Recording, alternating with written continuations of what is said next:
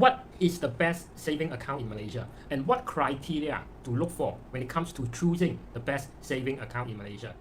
Most people do it wrongly because when opening a savings account in Malaysia, they only look at for savings account that offers the highest interest rate. Now that's wrong. Here's why.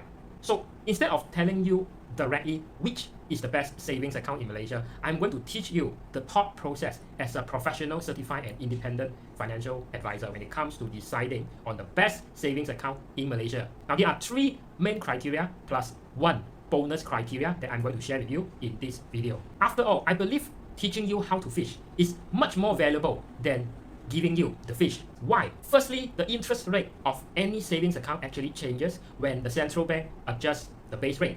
In the case of the year 2020, you know that in the first 6 months, there was 3 times of revision and FD or interest rate are actually going down. Second reason is banks' products are very competitive. Banks come up with new product or revamp their existing product offerings to replace the old ones all the time. What I'm going to tell you today would be outdated tomorrow if I just tell you at this moment what is the best savings account. And by the time you actually walk into banks after watching this video, you say, yeah, that offer is no longer there. So which is why I want to share with you the exact thought process that you should have when deciding which is the best savings account for you at any point of time. So this lesson will be always evergreen. Best savings account criteria 1. Your company or employer use it to bank in your salary. In fact, a lot of multinational companies requires you to open a specific bank account. To the extent that some multinational company, they even have an actual ATM inside the company. So very convenient lah. Best savings account criteria number 2. The bank where you have your savings account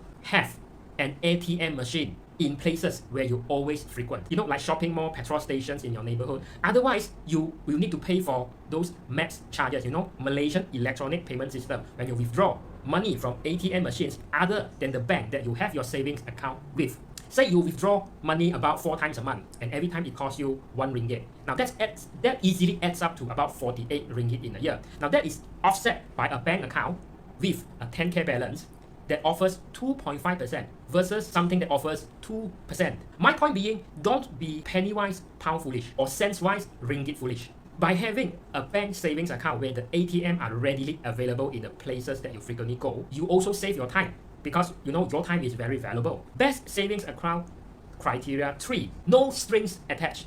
Wow, this sounds like one night stand or friends with benefit.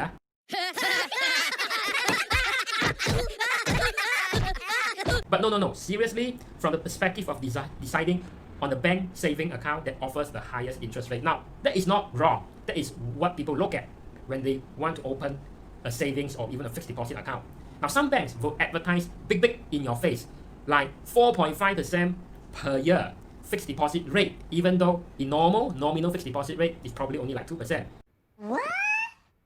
Wow, then it attracts you. But you have to look at what are the term and condition attached to it. For example, you may have to have like 30,000 of cash locked into that savings account for 3 years.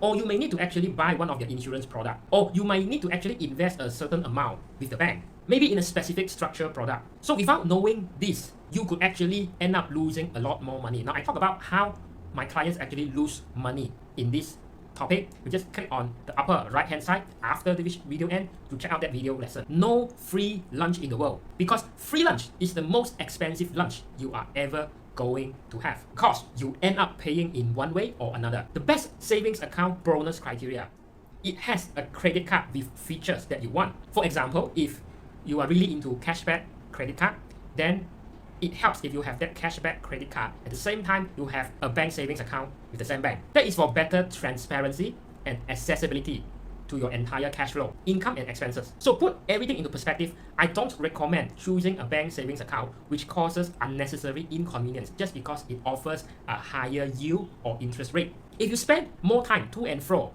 to ATM machine to withdraw money when it is not so available around your home or office, or when you need to drive in a traffic jam going to a certain bank ATM branch to just do a certain transaction, or even because you don't want to use the MAPS machine because it charges you 1 ringgit each time. Actually, what is really lost over here is your time cost. Let's say if you earn 5,000 a month, averagely there are 20 working days in a month. Daily salary is 250. Say you work 8 hours in a day, your hourly rate is actually around 32 ringgit. And if you spend 1 hour to queue at your ATM machine, to drive to the ATM machine where your bank is being located. You know, you need to find a parking for 1 hour. And if you do that in a month, that's worth around 30 ringgit of your time per month. On a yearly basis, about 30 ringgit of your time multiplied by 12 months is around 360 ringgit. So if you have a savings account that offers you, say, a 3% per annum, which is really not very convenient because you need to spend, there's so much hassle, so much time spent just to go to the ATM machine to withdraw money, versus a more convenient bank located near your office or near your home, which only offers only like 1.5% of interest every year. I would actually choose the one that gives me 1.5% per annum interest. Why? Well, say you have 10,000 of savings and you so-called gain 150 ringgit in a year, because that is the difference between a bank savings account that offers a fixed deposit rate of 3% versus the other one that offers a fixed deposit rate of 1.5%. But don't forget, what you are actually losing is that you are spending about 12 hours in a year, and based on your hourly rate of about 30 ringgit, it will be worth 360 in a year.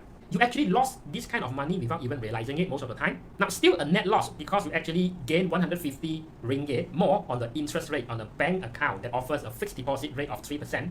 But at the same time, you actually lost 360 ringgit worth of your time every year. Now, if you agree and can relate with what I said so far, then I think you are going to love the content of this short ebook that I wrote previously. It's called The No BS Guide to Do What You Are Good At, Live the Life You Deserve, and Enjoy the Freedom You Desire. Comments below, I want it. This book will challenge what you thought you know about money and investing. These are what readers are saying about this.